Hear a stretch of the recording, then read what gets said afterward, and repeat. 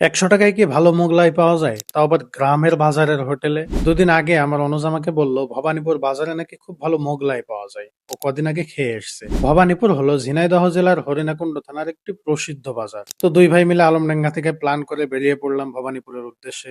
আর ভবানীপুর যাওয়ার জন্য প্রথমেই চলে গেলাম আলমডাঙ্গার হাউসপুর ব্রিজ। ওখান থেকে সোজা রাস্তায় চললাম জামজামের দিকে। যাচ্ছি আর পথিমধ্যে ভাবছি মোগলাইটা আসলেই ভালো হবে তো, নাকি টাকা আর গাড়ির তেল দুটোই পানিতে যাবে। যা হোক, যমুনার মাঠের সুন্দর দৃশ্য উপভোগ করতে করতে পৌঁছে গেলাম জামজামের বাজারে।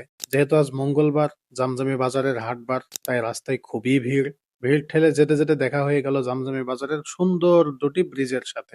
ব্রিজ পার হয়ে ঢুকে পড়লাম রসুনপুর গ্রামে, তারপর বলরামপুর, তারপর ভবানীপুর। ভবানীপুর বাজারে পৌঁছে পেয়ে গেলাম সেই কাঙ্ক্ষিত হোটেল যেখানে মোগলাই পাওয়া যায়। যেহেতু আজ এখানে হাটবার না, তাই লোক সমাগম খুব একটা নেই। হোটেলের ভিতরে প্রবেশ করলাম। গ্রামের বাজারের হোটেল যেরকম হওয়া দরকার সেরকমই দেখলাম। বাড়তি কোনো সাজসজ্জা নেই। একপাশে থাকে থাকে মিষ্টি সাজানো রয়েছে আর কিছু মানুষ খাওয়ায় ব্যস্ত।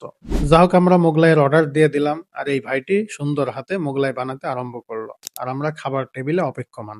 কিছুক্ষণ পর মোগলাই হয়ে গেলে আমাদের সামনে পরিবেশন করা হলো আর আমরা খাওয়া শুরু করলাম। ও হ্যাঁ, মোগলাইয়ের সাথে সসও দেওয়া হয়েছে। এই মোগলাইয়ের ভিতর ২টা ডিম দেওয়া হয়েছে আর কিছু মাংস দেওয়া হয়েছে। তবে মাংসের পরিমাণটা অন্যান্য হোটেলের চাইতে বেশি। কিছুক্ষণের মধ্যে আমাদের খাওয়া শেষ হলো। বেসিনে হাত ধুয়ে বিল দিয়ে বেরিয়ে পড়লাম। ও, মোগলাইটা কেমন লাগলো তা তো বলা হলো না। গ্রামের বাজারের মোগলাই হিসেবে যেমন লাগা দরকার তেমনই। আর এত দূর থেকে এটা খেতে যাওয়ারও কোনো দরকার নেই। আমরা ব্যক্তিগত একটা কাজে এদিকে আসছিলাম, তাই খেয়ে দেখলাম। খাওয়া দাওয়া শেষে গ্রামের সুন্দর রাস্তা উপভোগ করতে করতে বাড়ি ফিরলাম।